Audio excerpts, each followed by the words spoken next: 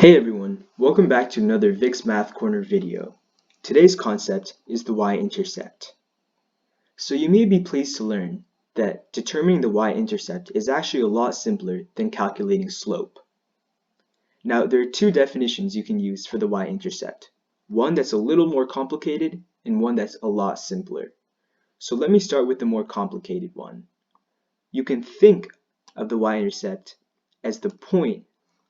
Let me write this out. The point where a line or curve intersects with the y-axis. So I'll just give you a moment to kind of have that sink in. Now, if you could not make sense of this, let's move on to the easier definition. It's pretty much the point where x equals 0 on a line. So let's just go over some examples real quick, and you'll be well on your way to understanding.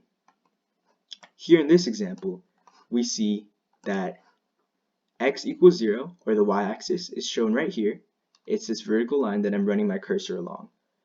And we can see that the line intersects that, or it touches that, right here at this point. Now, all we have to do is find out what that point is, and that's our y-intercept. Well, we see that x equals 0, and y equals 4. So we can say that the point is 0, 4. And that's it. That's our y-intercept. Now let's go over another example. Once again, we have to look and find our y-axis, which I'm running my cursor along again. And we can see that right here, the line intersects the axis. And this value is where x equals 0 and y equals 3. So the point, the y-intercept, is 0, 3. Oh, whoops. And let's just go over our last one. We can see that our y-axis is here, and the point where this curve intersects the axis is right here.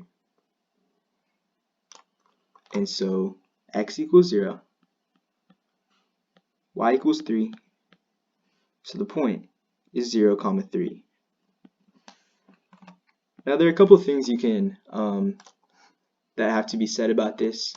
For example, a lot of times they're not going to be as simple. Like it may not be like a perfectly nice number like 0, 4. It could be like 0, 3.752, and so on.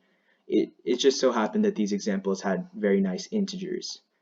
Now another thing to know is that you may see a pattern here. So the y value here, the 4, corresponds with this value here.